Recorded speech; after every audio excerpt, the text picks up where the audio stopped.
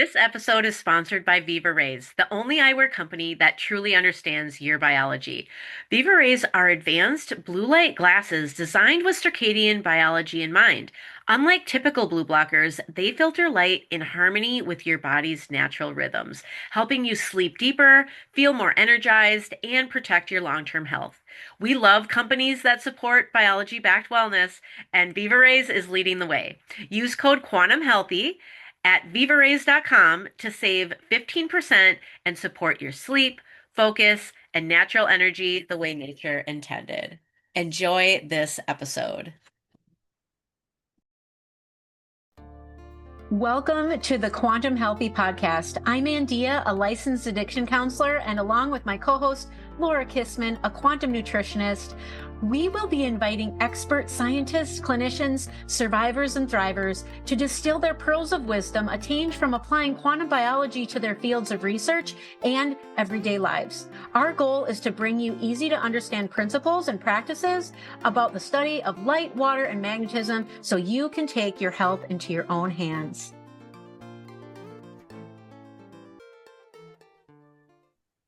Hello, everyone. Welcome back to Quantum Healthy.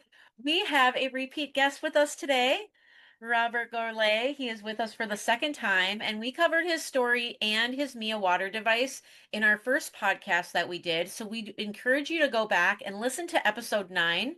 Now, Robert has been in the water structure research industry for over 30 years. He lives in New South Wales, Australia, and since 1992, he has specialized in biological research, water structure science, groundwater mapping and bore location, resource assessment, and management. And since 2000, his innovations in water structure science have pioneered the research and development of the Mia water devices, which we will very likely, we know we will touch on them again today. And he has created this cutting edge technology that restructures and revitalizes water by entraining a permanent negative charge into still water to replicate the state of water in nature. And this has been called the Holy Grail of Water or free water. And this water has the properties of exclusion zone water in still liquid bulk water. So, Robert, why don't we just start with you refreshing us on why we should drink negatively charged water? Well, thank you very much for the invitation. Look, this is a very important question, and it's absolutely fundamental to our well-being. The reason why we need to drink it is that structured water in its most natural state, that is, water in a pristine flowing system, and including the ocean, the water has a negative charge. So from an ancestral point of view, our ancestors actually drank this water.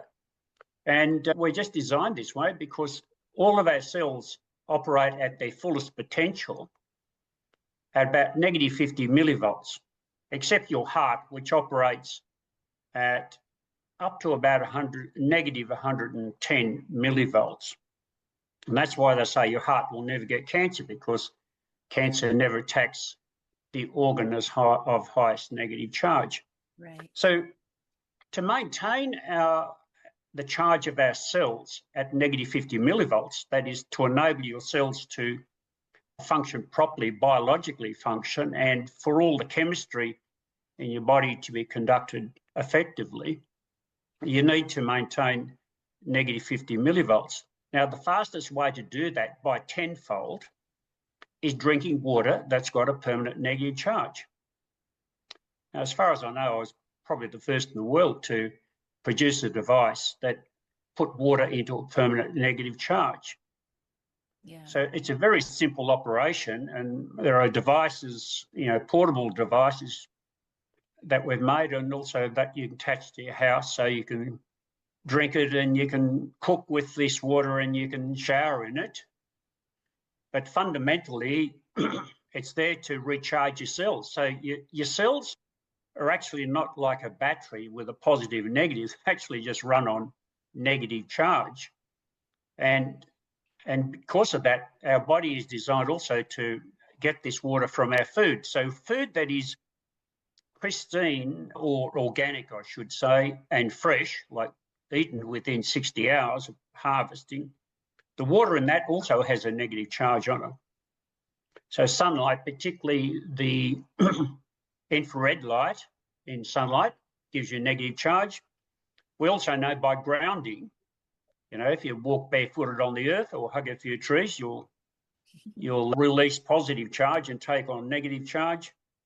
And of course, then there's all the frequencies of nature, including music. And this is why music's also very good, particularly Mozart with 432 hertz.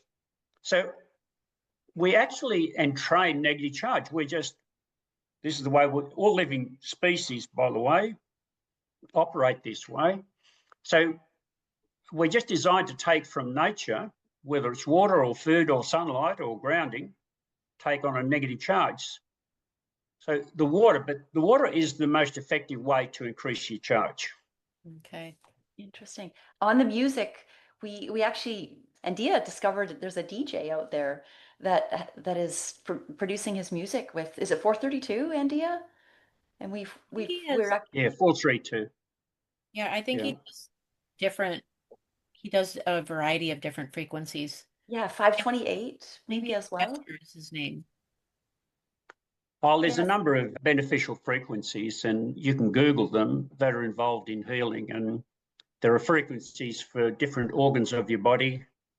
But, frequencies like 528, are very popular.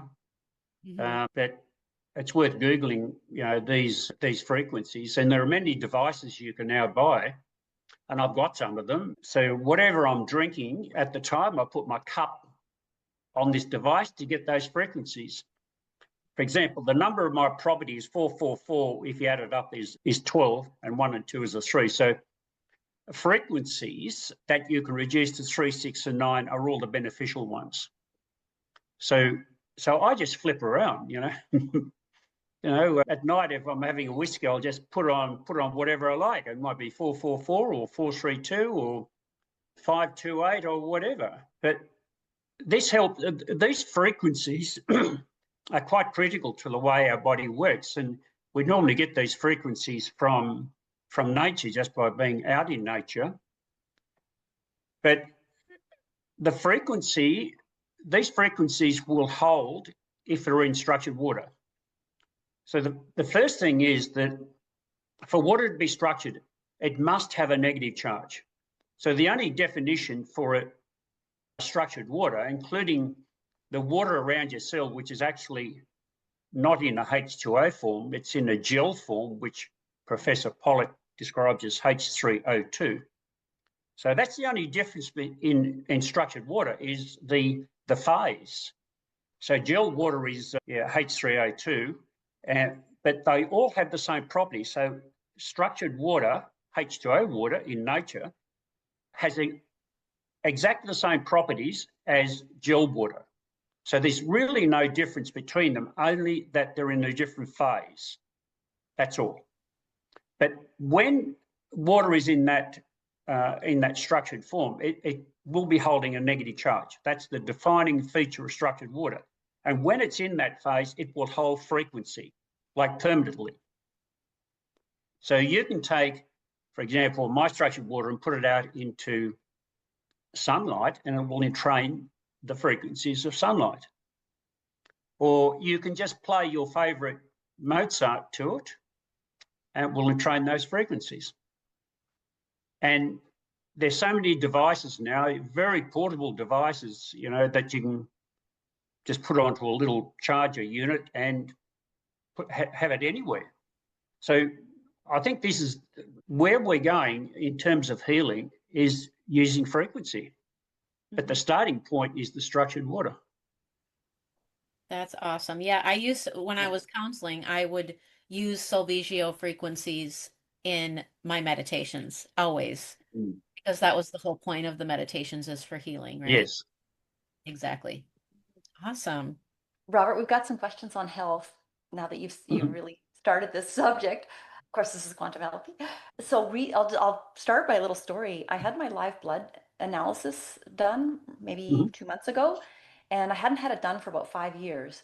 And if I'm sure you may know about it, but people who are listening who never had it done, the analyst will always ask you to make sure you're hydrated before they prick your finger and then look on the screen. Yeah.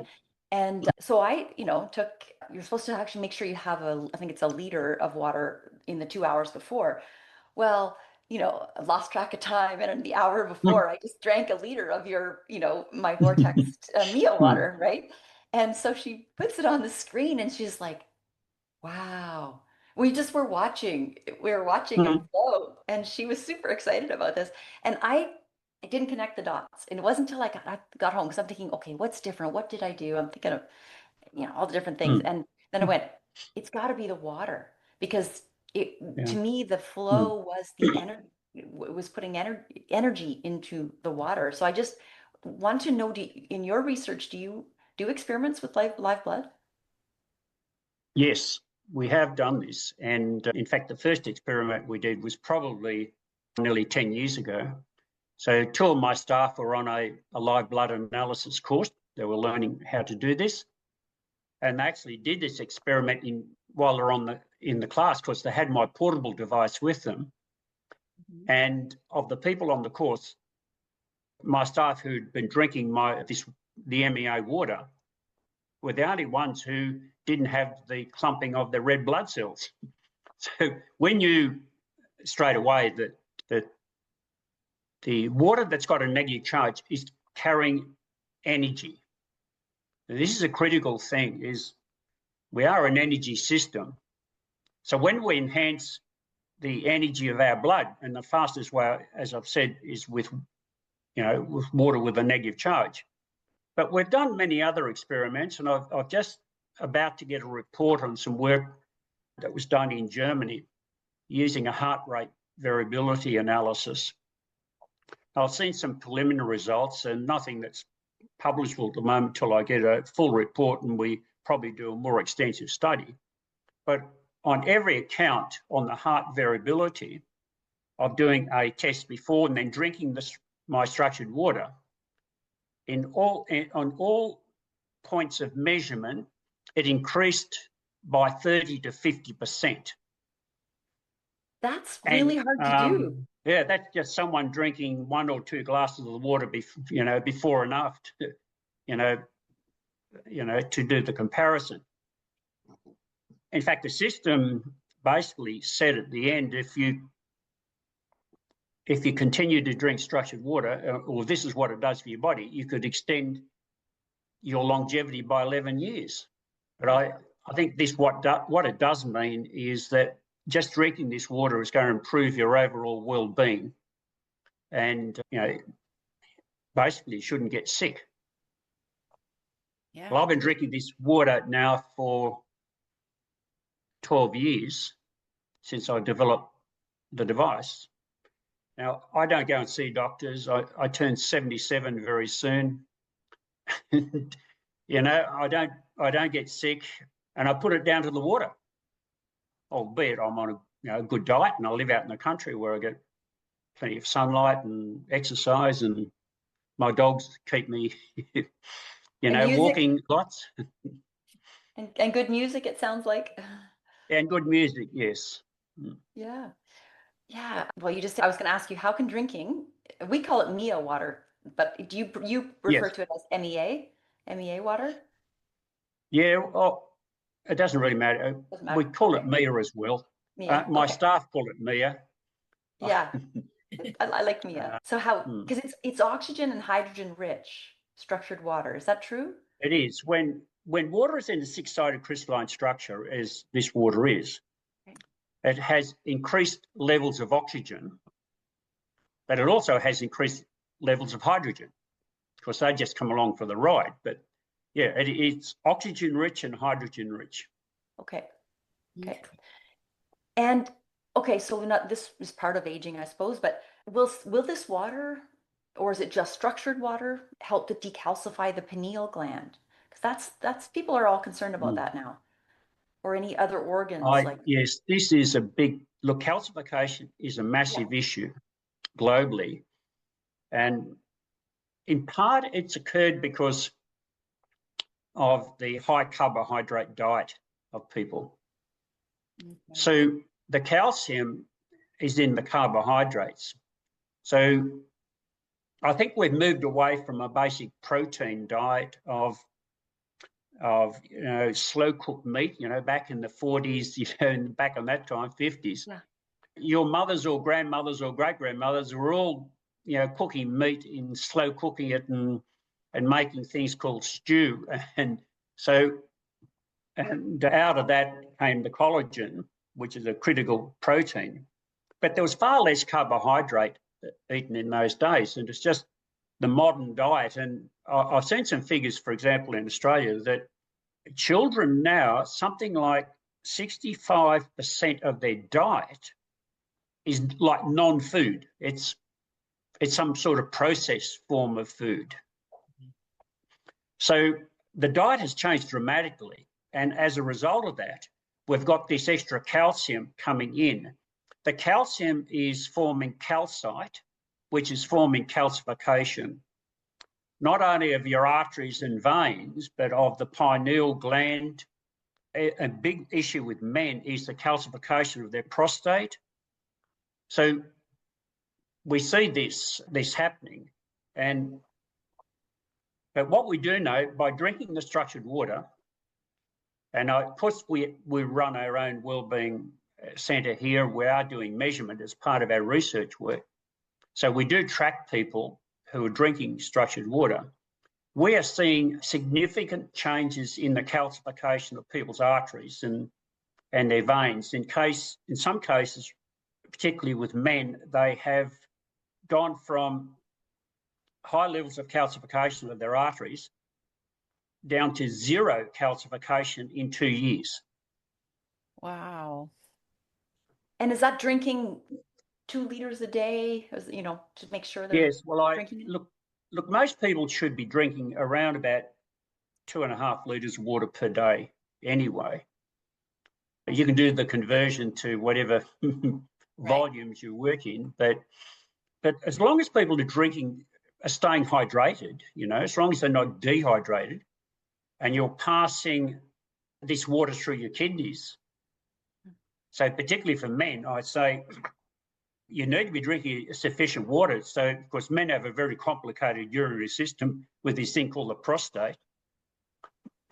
So they've got more things to calcify than what women have. So they need to be regularly drinking the water. I think dehydration is probably one of the major reasons for disease. And it's well documented that dehydration could probably potentially be behind 60 diseases. I mean, high blood pressure is really an indication of dehydration.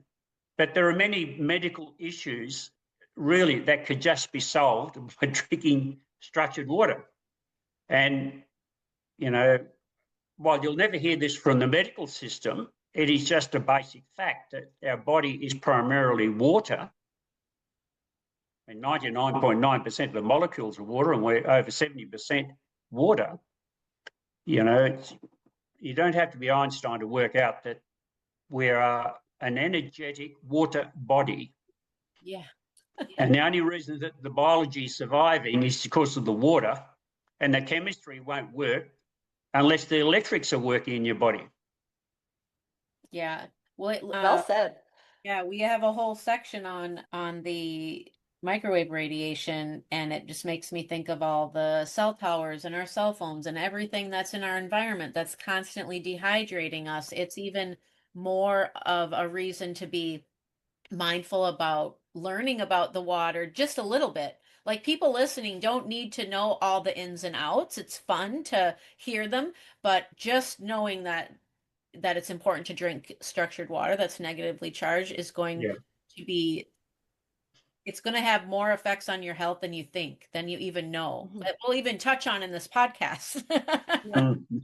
And you had Robert, when we were offline last time, you gave us a water protocol that I was so keen on initially, and then I broke my leg in there and things fell apart. Just couldn't get to the bathroom fast enough.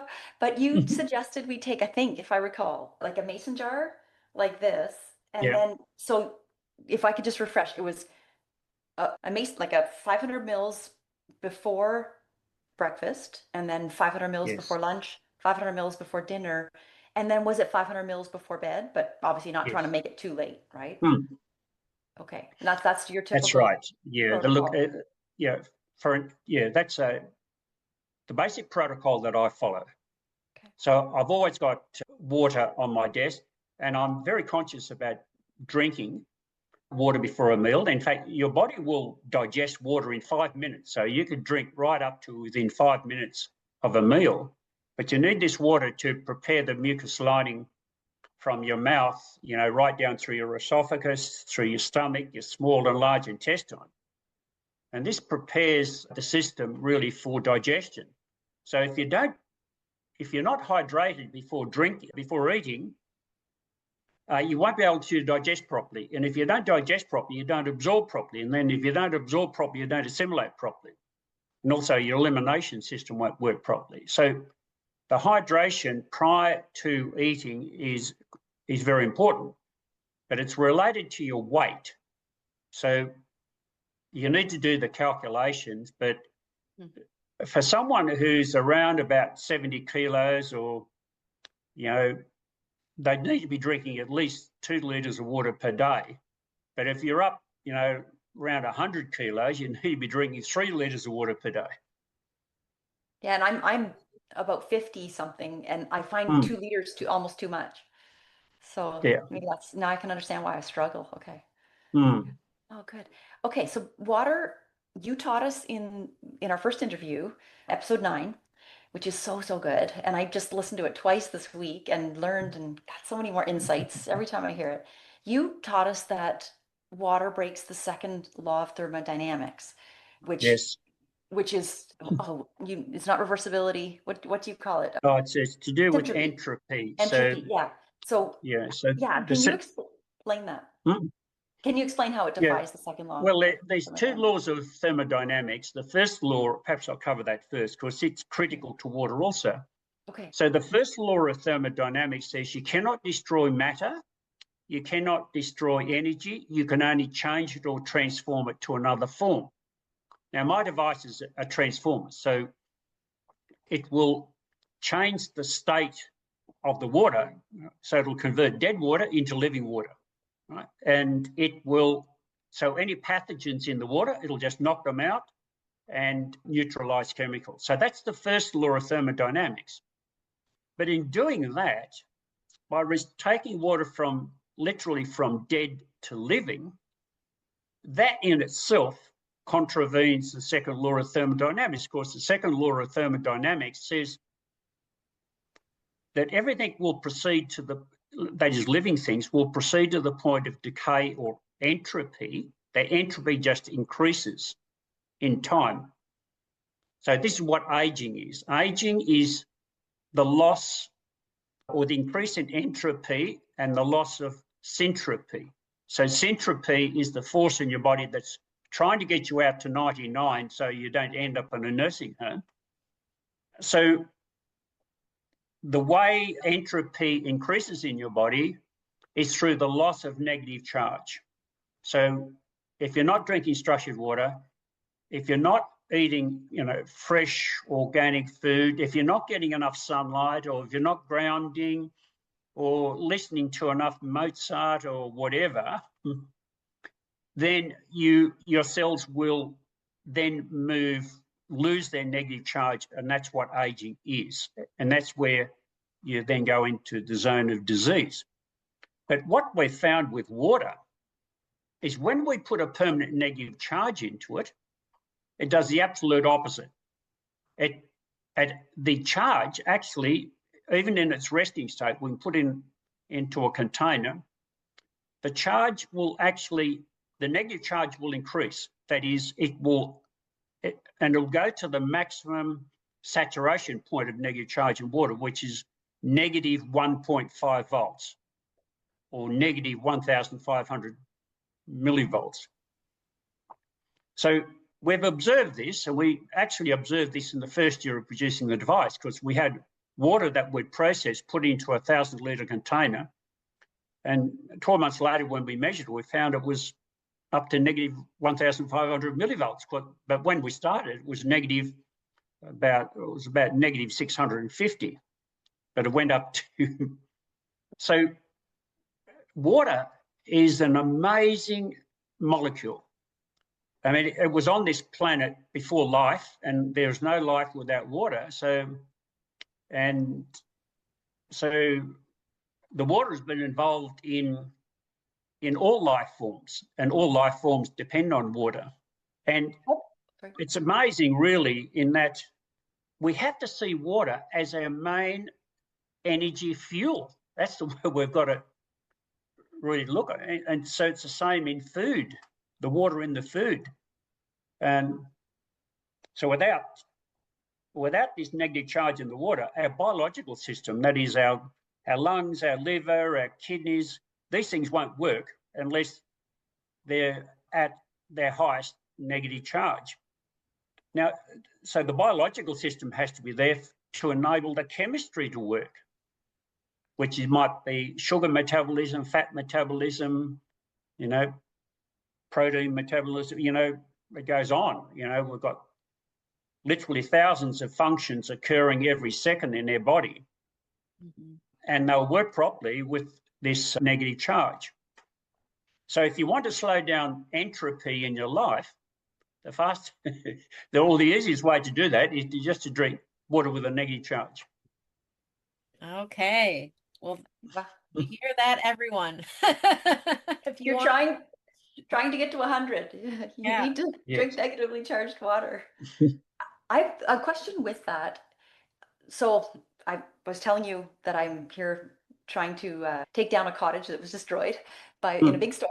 This cottage is on a river, and it is downstream from a whole lot of rapids, but it's upstream of a dam. So just understanding the dynamics of entropy and syntropy and all of this, we find the water is incredible at our cottage because it's downstream of the rapid. We don't need shampoo. We don't need conditioner. Everything's so soft. Is that because it's vortex like crazy through all those rapids, do you think? Could that be a reason? Well, definitely. So we did some instrument just recently because we had a film crew here doing a bit of a documentary on the water. And so we were taking measurements as preparation for this documentary. And so what we know is when water is flowing in a turbulent manner, like in rapids or from down a waterfall, or when the river that's close to me, which is pristine, if it's in flood, the charge in it is much higher. So as you go into drought and there's less flow and less turbulence, the negative charge heads back more towards zero. So there's no doubt that when water is turbulent, it holds a higher negative charge, and therefore it'll take longer to lose it. So when you take this water out of that turbulent flowing water, it will certainly maintain its charge up to about 60 hours. So if you're using it in that time, but any time after that, you'd probably have to recharge it because it eventually will just lose its charge. So if it goes into a tank or a reservoir of some type, it will lose its charge. So the water that, in the situation you explained, the water downstream from the dam is going to have a higher level of entropy in it. Yes. So there's greater need to recharge that water than the water that you're drinking, that's come through the rapids. Yeah, we actually aren't drinking it. We're just swimming in it and washing in it at this point. But we drink from a spring, and this spring is a beautiful, beautiful spring water. So my question was, when we put it into big bottles, carry it out to the cottage, is the charge gone from spring water like that in 60 hours as well? Yeah, if it's spring water, it probably won't have a high negative charge on it, so you'd have to recharge it. Okay. But it can have a negative charge. For example, I've got a spring on my property that produces water with a permanent negative charge on it, permanent. And if you put it into a container, the water is blue. And these waters are quite unique. Globally, they're called holy water or sacred water. So you can find these waters I know there are places in California, I know there are places in Croatia, and I happen to live in a valley system that does have this water. So I know a number of property owners in the valley that I live in that do have access to this water, and it's high in magnesium bicarbonate, and which has many beneficial healing properties as well. So there are waters that come out of the ground with a permanent negative charge, but you can test that. If you put it into a container, the water will have a blue color and it'll stay blue. Okay, that's indicating. One question that both Andy and we've been wondering about for a while is we know people in the quantum biology space that are using deuterium depleted water and molecular hydrogen water, and they're raving about it. Some are using it for cancer, and we're wondering, how can we incorporate MIA water into that? Can we make it better?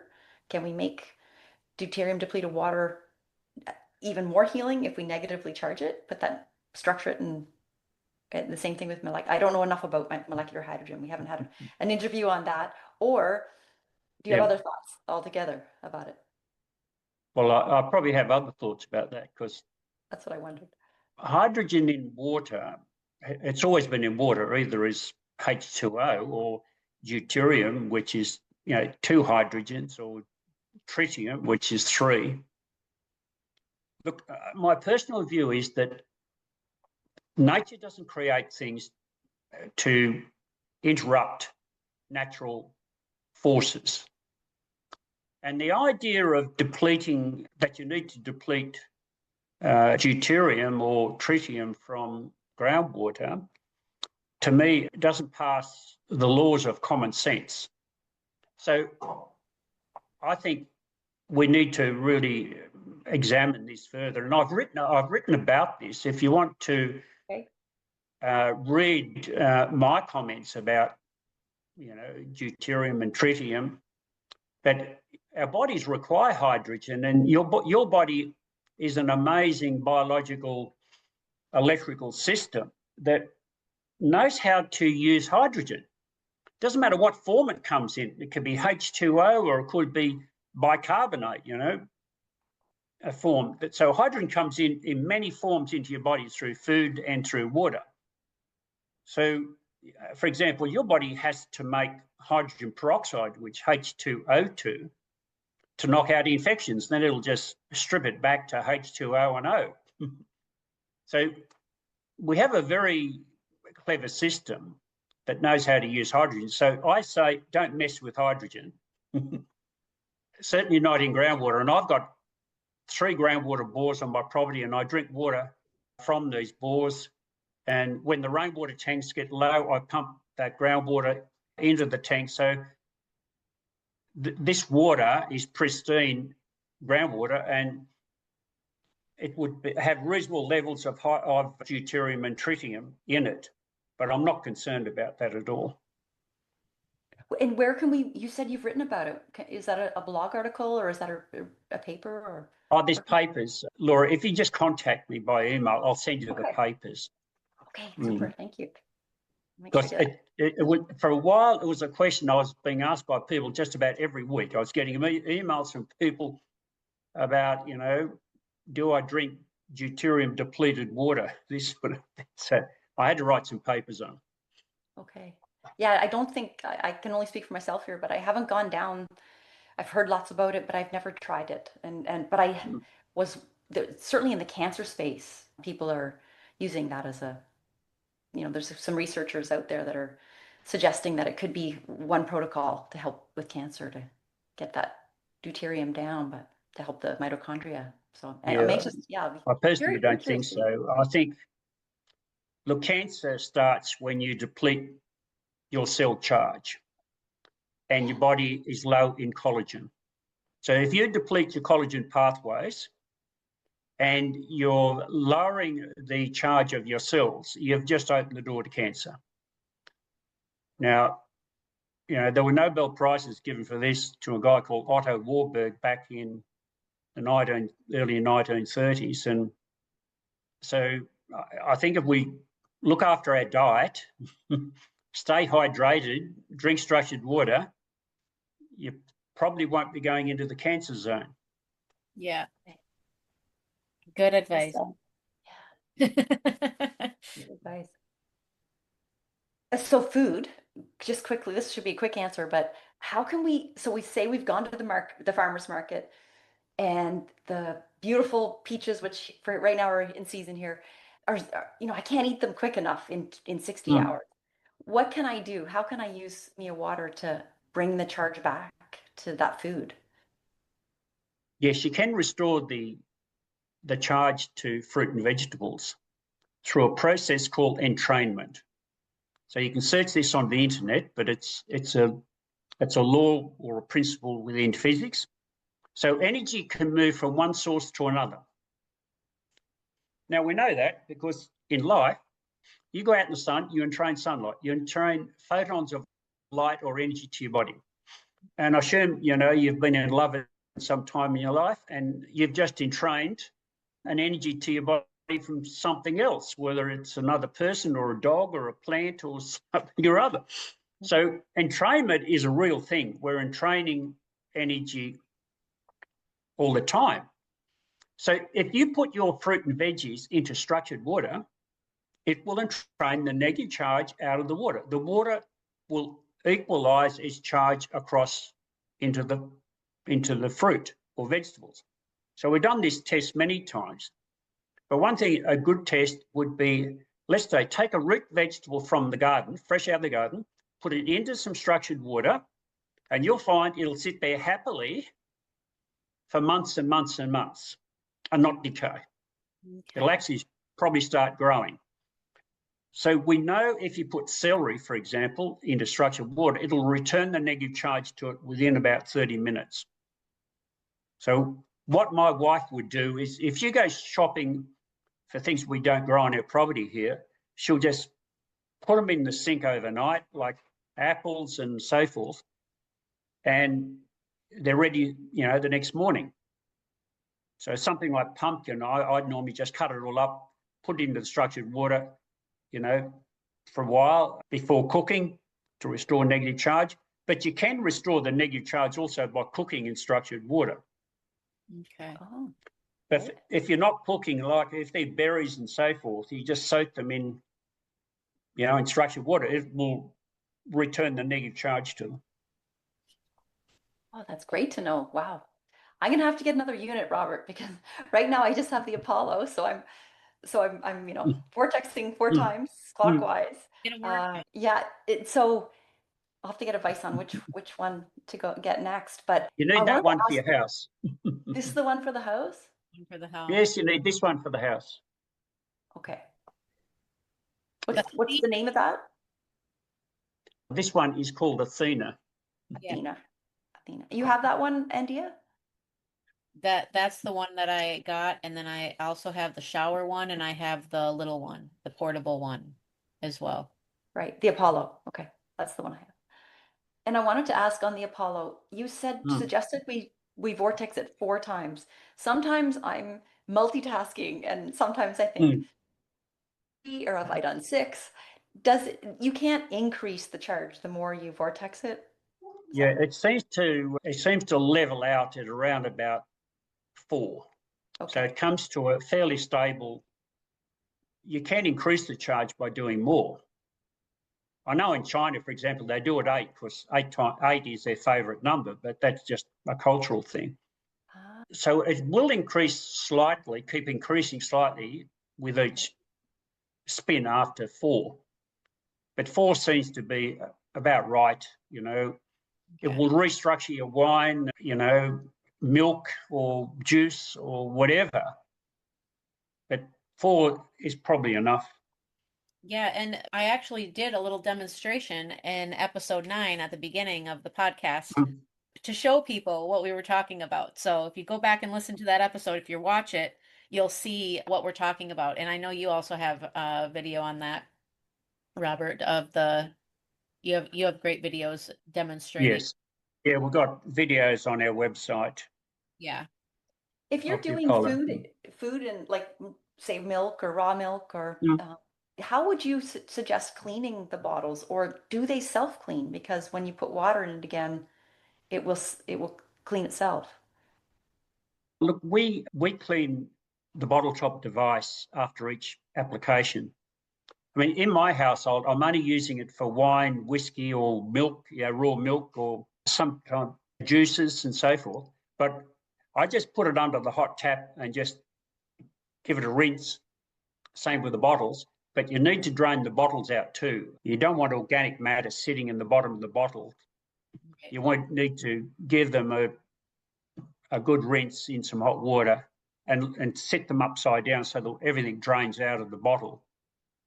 Okay. So, yeah, it just needs to be part of the routine of cleaning the device, cleaning it after you've put a fluid through. I mean, generally, if it's water, it's okay. You don't have to clean it. No. I've got this burning question, and Andia's probably giggling that I'm going to ask it, but if we use a blender, are we and we have, obviously there's, like, say there's fruit, for example, or cucumbers that would be negatively charged. You'd say it was brand new and you put it in there. Or if I'd added some Mia water that's negatively charged, with a blender, knowing there's a magnetic field, is that actually undoing the charge? Am I always eating positively charged smoothies? That was my question. Have you tested that? Personally, I don't think it does change the charge. No. And I sort of know this because we've stored structured water in rooms with Wi-Fi and all sorts of around electricity. And we found that it didn't have a significant effect on the charge of the water. There will be some reduction. There will be. So, for example, if we put something into the blender, particularly juices, for example, I sometimes do beetroot in there, but I put the juice back through the device after it's been in the blender, just to get it up to a maximum charge. Okay. So there will be some reduction, but it's not as severe as if you took that fluid and put it right next to a 5G tower or put it into the microwave, you destroy it. You destroy the charge completely. Or by the router, for example, maybe. Okay. Yeah, it would have to be very close, but we know that a microwave will convert it to a high positive charge. Okay. And some filters will do this too. We know that reverse osmosis filters will convert negative charge water into positive charge. Yeah. Because it's just the harshness of the processing in the filter does that. So RO water is dead water. Yeah, actually, we might as well ask that question then now. We have a water treatment question. So, because you have written that water treatment governance has lost the plot as it only understands chemical treatment, and that chemical treatment of water is a grand illusion. What they need to understand? Well, look, there's a long history here, as you know, probably going back well over 100 years. So I think initially, Rockefeller convinced everyone that it was all about the chemistry. And so we went down that pathway. It's the same with the treatment of water. So we've had well over 100 years of water being treated with chemicals. In a way, when you think about it, it's really crazy that we put chemicals into water and literally poison people in a belief that we're actually restoring the integrity of water. All of my research and research of science going back well over 100 years now show that water is an energetic system. It has its own energy. And when that energy is depleted, and chemicals are a fast way to do it, then the water quality or value for ourselves is lost completely.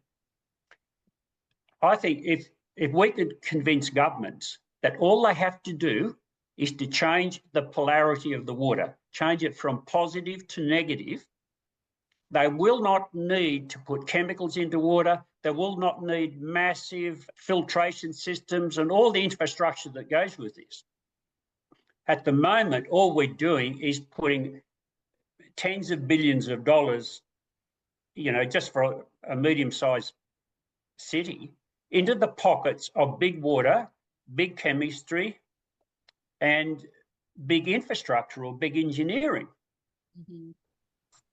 Now, they're pretty powerful forces, of course, and this is not going to change overnight. And this is why we need to educate people at the domestic level, because there's something you can do right at your household.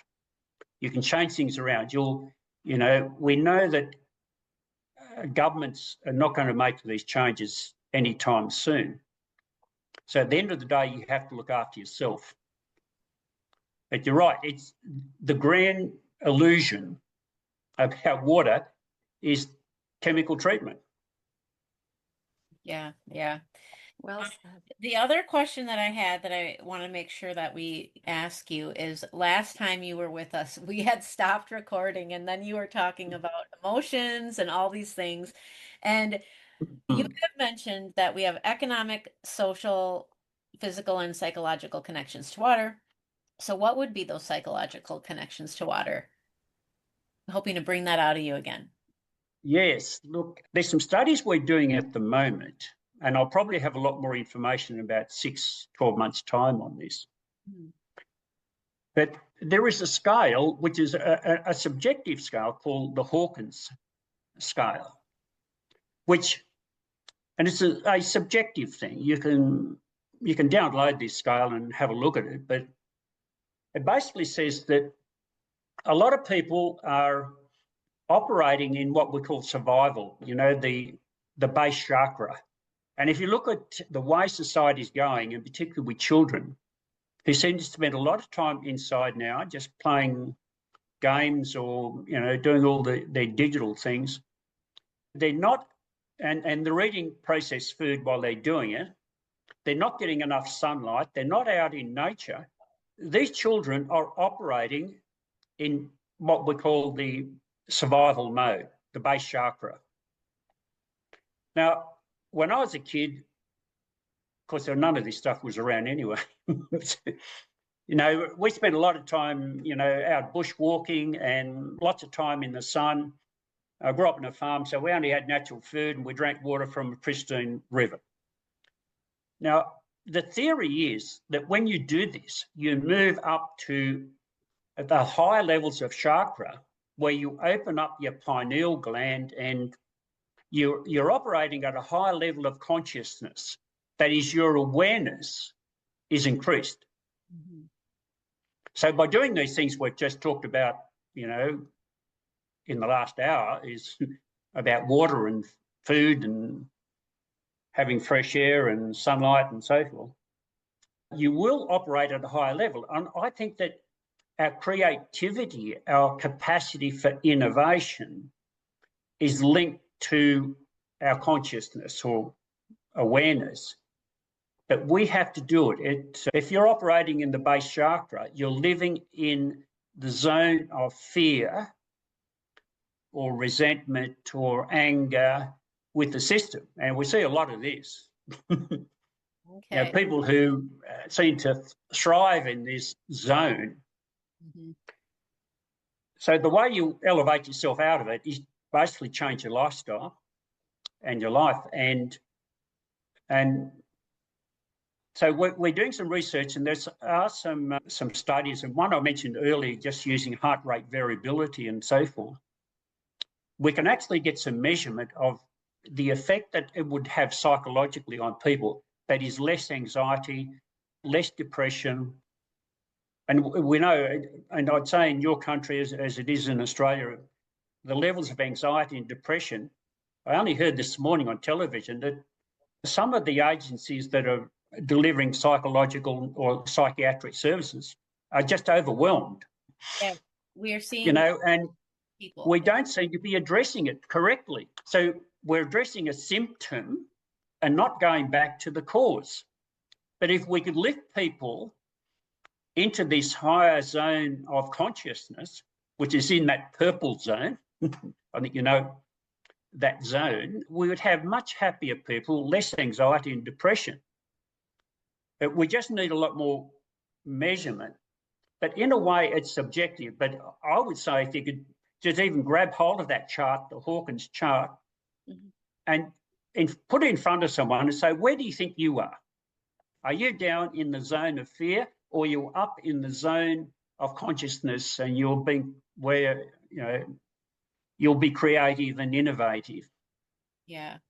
Now, when you say Hawkins scale, are you referring to the Map of Consciousness by David R. Hawkins?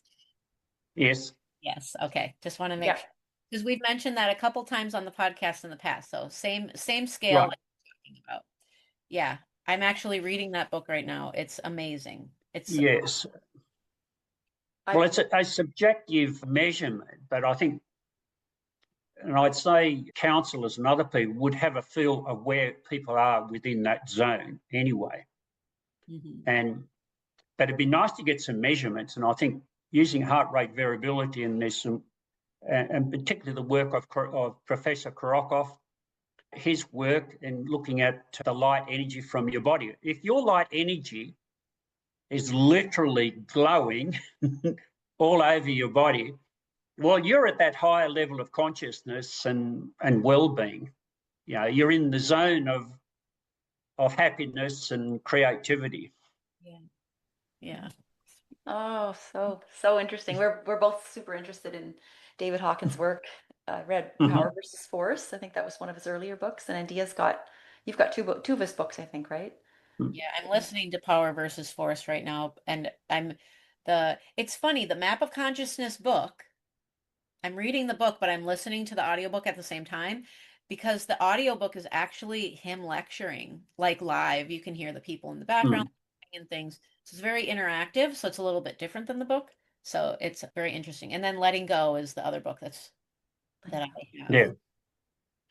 Yeah. So Laura, do you have any, we're getting Just one, I know this has been so great. You will have to have me back in a year again. This is almost an anniversary here, but we still have more and more questions. But just if you could quickly touch, you touched on it last time, but can you tell us what magnetic levitation is and why I'm asking for a couple reasons. One is you challenged us to do the blueberry experiment, and I did the blueberry experiment, and it was interesting to see some of the jars, the water drop in the jar, and some of the ones, the Mio water stayed they're still at the same level with the blueberries. So if you could explain that and kind of where it occurs in nature, and then I have a very simple question after that. Righto. I became aware of the magnetic levitation water from an essay written by Schauberger back in the 1930s, when he said that when they straightened out the Rhine and the Danube to allow shipping to move up and down those rivers, he said that the water lost its negative charge, it turned to positive, and it lost its insulation. What he meant was that the water lost its capacity to hold negative charge, and it lost its magnetic levitation. And as a consequence, in some cases, he said the water dropped by 10 metres. So I was intrigued with that, and of this capacity of water to basically, you might say, expand. And another way of looking at this is your cardiovascular system, the volume of it is probably 35 to 45 litres. So how are we getting by with only 5 litres of blood? How do we fill up that cardiovascular system with only 5 litres? Well, probably, I don't know, but perhaps water does some magical magnetic levitation and fills out the space. So we do know, and the experiment that you've just mentioned there is one way of demonstrating that water can levitate. It becomes anti-gravity. And I think this is a property of structured water. So it's another way of demonstrating if the water's got a permanent negative charge, it should have magnetic levitation capacity. And it could be that this is what's important in our blood, that if we maintain a high negative charge in our blood, we'll have far better magnetic levitation. This might have massive medical benefits. We don't know, but there's not a lot of work that's done on this. And the reason is, in the medical system, they don't understand the the energy and structure of water. It's amazing. It's the most important thing in our body, and no one's really doing the research, in this area. So all we can do is we can talk about these things and make these observations, and we can obviously do things for ourselves just by drinking structured water. I mean, we'll probably never know, Laura, exactly how nature does this or how water does this. There'll always be mystery. And the only reason we're talking today is because of the mystery of water. If we knew everything about water, we wouldn't be having a conversation. We can just press on, I think, and observe and try and explain or understand water. And we should all be doing our own little experiments, to learn about this. And But this issue of magnetic levitation, I think, is a big issue that we need to explore, because I think it's relevant to human health and well-being. Is it related to water rising in trees? Yes, this is part of it. So it's why your blood can go around your body, 38 times a day. So if the heart was a pump and pumps only pump things in one direction, how does the blood come back? Well, perhaps it's moving in both directions in your arteries and veins. So water moving up a tree is a form of magnetic levitation. The water coming from deep down in the earth, like 42 kilometres down up, to the surface through springs and so forth, is magnetic levitation. So there are many examples of this happening in nature, but again, it's not discussed in academia. Well, and this is just a practical guess out of Laura's brain here, but do you think magnetic levitation and structured water, the loss of negative charge and structured water in the body, is why we get shorter as we age? Oh, it could be, yes. It's hard to say. And look, I have thought about that. Often why, people that I've known for 30 or 40 years, and sometimes longer, kids I went to school with, why they're getting shorter and I'm not getting shorter. Interesting. I have observed this, and it could be that, but also I think I think it's also linked to our elasticity, to our skin and so forth. So we start sagging, we start losing, and people start stooping over, and there's a whole range of things that tend to happen in terms of our physiology. And I think, you could probably trace all this back to the water. You probably could. All right. Well, we have a signature question for you, and we asked you this last time, but we're going to put a twist on it. So what does quantum water mean to you? Quantum healthy water.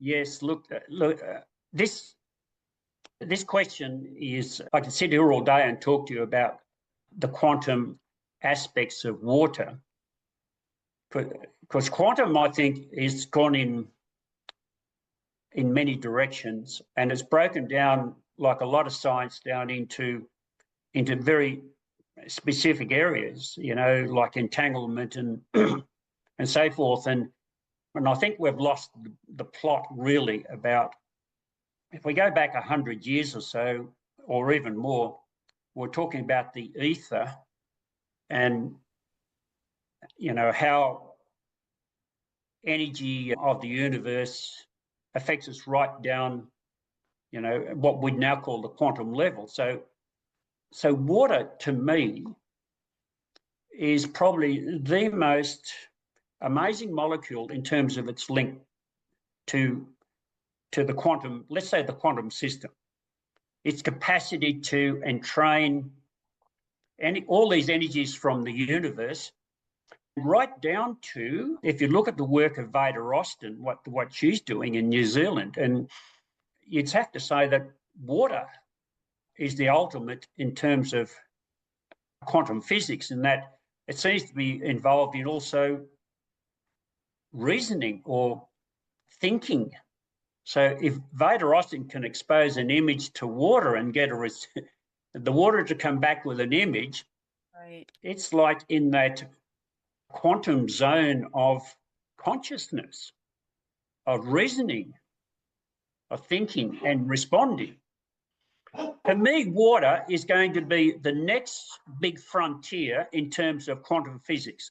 If we really want to understand quantum physics, we need to understand water, because water will reflect all the dimensions from the ether, right out through space, but right down to this quantum level. We could drill down as far as we want to go in quantum physics, and you'll find that water is interacting at that stage. For example, how does water interact with magnetism? Well, we know that it does. And for example, my device wouldn't work unless water knew how to interact with magnetism. Exactly. Right? And we know that water doesn't like microwave energy. So there's a whole range of interactions going on here that we need to better understand, because water will tell us what is natural. What it will tell us, it will send us the messages about how our cells should work. What works and what doesn't work. So water is the test.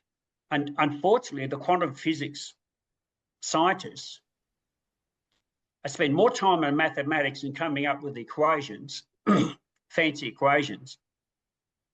But I think if they did a deep dive into water, they might really discover what quantum physics is all about.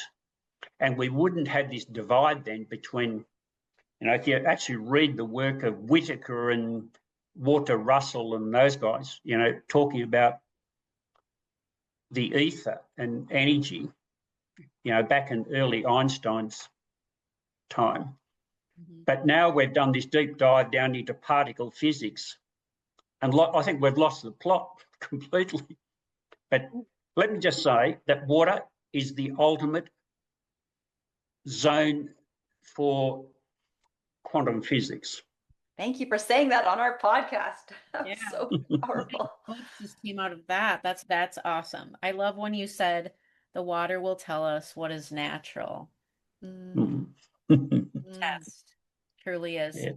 It'll tell us what works and what doesn't work. Oh, this has been just wonderful, Robert. Thank you so much. Thank you. Now, you tell us where people can find you and your research. I don't think we asked you that last time. Yes, look, there's two ways. One is you can go to my MEA Water website, which is www.meawater.com. Well, the other thing is they can just contact me, rob@meawater.com. There's probably 30 or 40 papers I still haven't put out on my website, and papers I'm working on, I don't seem to be able to finish them. But there's also my PowerPoint, which I must send to you, my latest version of it. Okay. I'm updating it all the time and particularly in the zone of quantum physics, it's been updated. So if anyone wants to do a deep dive into the quantum physics of water, my PowerPoint is probably the best, because if they just go to the link, they will be able to download the full PowerPoint. Okay. And if they just revisit that link every month or so, they'll get all the updates. All right. Awesome. Thank you for that. Yeah.